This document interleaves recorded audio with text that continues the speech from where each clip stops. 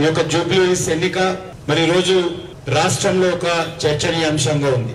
ఈ ఎన్నిక మనం కోరుకోలేదు, ఎవరూ కోరుకోలేదు. కానీ తప్పని పరిస్థితుల్లో స్థానిక శాసనసభ్యులు స్వర్గస్థులు కావడంతో ఈ యొక్క ఉప ఎన్నికలు వచ్చాయి. ఎన్నికలు మన యొక్క జూబ్లీహిల్స్ మాత్రమే పరిమితమైనప్పటికీ తెలంగాణ రాజకీయాలు, ముఖ్యంగా హైదరాబాద్ రాజకీయాలు ప్రభావితం చేసేటువంటి ఎన్నికలు. ఎన్నికలు జూబ్లీహిల్స్ సంబంధించినటువంటి అభివృద్ధికి సంబంధించినటువంటి ఎన్నికలు. ఈరోజు మనమందరము గతంలో 10 సంవత్సరాలు పరిపాలించినటువంటి కాంగ్రెస్ పార్టీ కానీ, 2 సంవత్సరాలుగా పరిపాలిస్తున్నటువంటి మరి ఇప్పుడున్నటువంటి కాంగ్రెస్ పార్టీ కానీ, ఈ మధ్యలో వచ్చినటువంటి బీఆర్ఎస్ పార్టీ 10 సంవత్సరాలు 2004 నుంచి 2014 వరకు కాంగ్రెస్ పార్టీ పరిపాలించింది 10 సంవత్సరాలు. 2014 నుంచి 2023 వరకు మళ్ళీ బీఆర్ఎస్ పార్టీ పరిపాలించింది తెలంగాణ ఏర్పడిన తర్వాత. మళ్ళీ ఇప్పుడు 2 సంవత్సరాలుగా కాంగ్రెస్ పార్టీ పరిపాలిస్తూ ఉన్నది.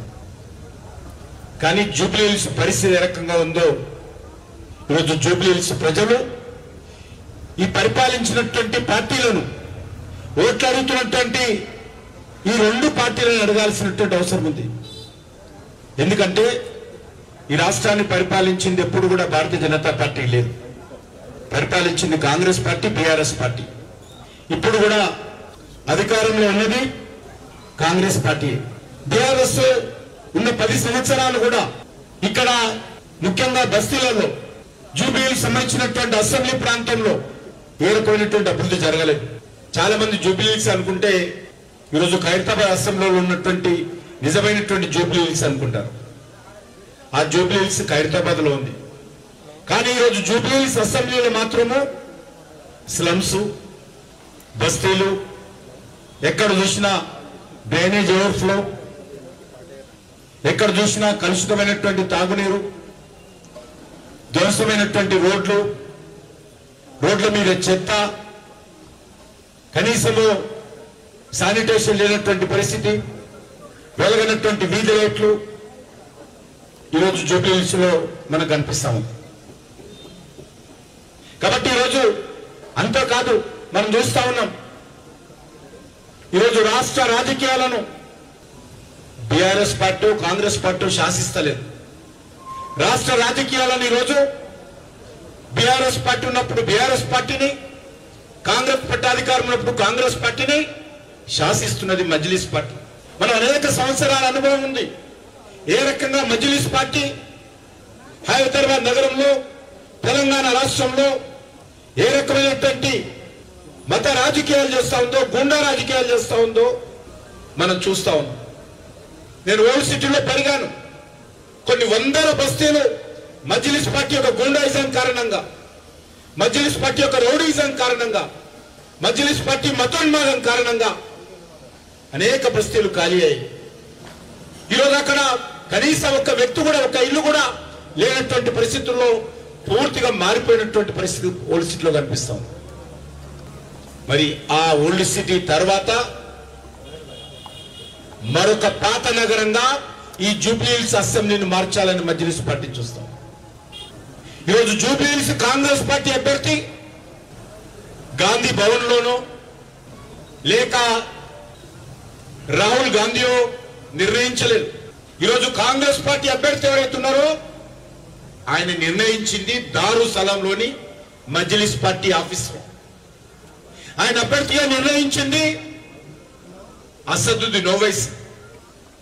ఆయన గతంలో కూడా 2014లో మజ్లిస్ పార్టీ నుంచి పోటీ చేశారు. ఆ రకంగా Congress party, BRS party, MIM party, ఈ 3 పార్టీలు కూడా గత అనేక సంవత్సరాలుగా ఈరోజు మరి తెలంగాణ రాజకీయాలను శాసిస్తున్నటువంటి పరిస్థితి ఉంది. మనం అనేక సంవత్సరాలుగా చూస్తా ఉన్నాం. బీఆర్ఎస్ పార్టీ అధికారంలో ఉండన్ని రోజులు కేసీఆర్ గారు ఒక భుజం మీద అసదుద్దీన్ ఓవైసీని, ఇంకో భుజం మీద అక్బరుద్దీన్ ఓవైసీని పెట్టుకొని ఆయన ఊరేగాడు.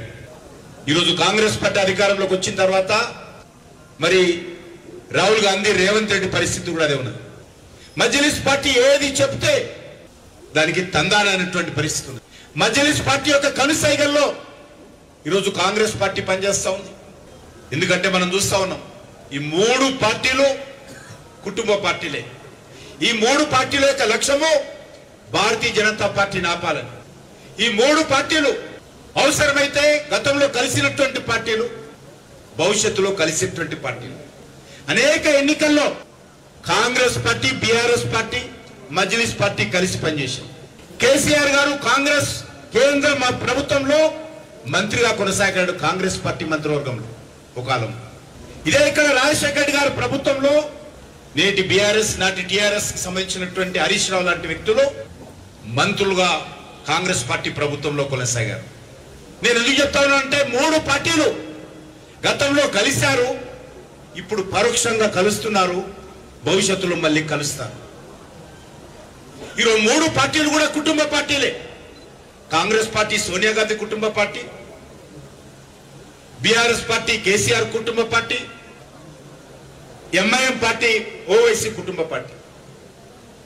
వీళ్లకు కుటుంబాలే ముఖ్యము. తెలంగాణ ప్రజలు, జూబ్లీహిల్స్ ప్రజలు ఈ మూడు పార్టీలకు ముఖ్యం కాదు. ఈ మూడు పార్టీలు కూడా మజ్లిస్ పార్టీ నాయకత్వంలో పనిచేయడానికి సిద్ధంగా ఉన్నటువంటి పార్టీ.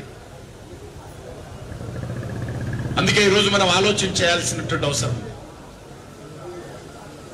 జూబ్లీహిల్స్ ను రక్షించుకోవాల్సిన అవసరం ఉంది. మజ్లిస్ పార్టీ కబంధాస్తాల్లో జూబ్లీహిల్స్ ను వదిలిపెడదామా? జూబ్లీహిల్స్ ప్రజలకు అండగా ఉండేందుకు భారతీయ జనతా పార్టీని ఆదరిద్దామా? ఈరోజు జూబ్లీహిల్స్ ప్రజల ఆలోచన చేయాలి.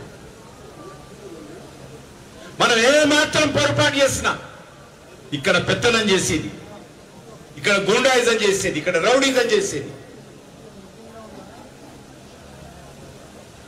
మజ్లిస్ పార్టీ. మజ్లిస్ పార్టీ అనేక రోజులుగా చూస్తా ఉన్నాం, వాళ్ళకు అభివృద్ధి అవసరం లేదు, వాళ్ళకు డెవలప్మెంట్ అవసరం లేదు, ప్రజల సమస్యలు పరిష్కారం చేయరు, వాళ్ళకు కావాల్సింది మత రాజకీయాలే. కాంగ్రెస్ పార్టీని కూడా అడగాల్సినటువంటి అవసరం. ఏ ముఖం పెట్టుకొని కాంగ్రెస్ పార్టీ ఓట్లు అడుగుతా ఉంది? మీరు ఇచ్చినటువంటి 6 గ్యారంటీలు ఏమయ్యాయి? తెలంగాణలో ఉన్నటువంటి ప్రతి మహిళకు నెలకు 2500 రూపాయలు ఇస్తామన్నారు కదా. 2500 రూపాయలు ఇవ్వకుండా కాంగ్రెస్ పార్టీ ఏ రకంగా జూబ్లీహిల్స్ లో ఉన్నటువంటి మహిళల ఓట్లు అడుగుతుందో, జూబ్లీహిల్స్ మహిళలు కాంగ్రెస్ పార్టీని నిలదీయాల్సిందిగా కోరుతాం.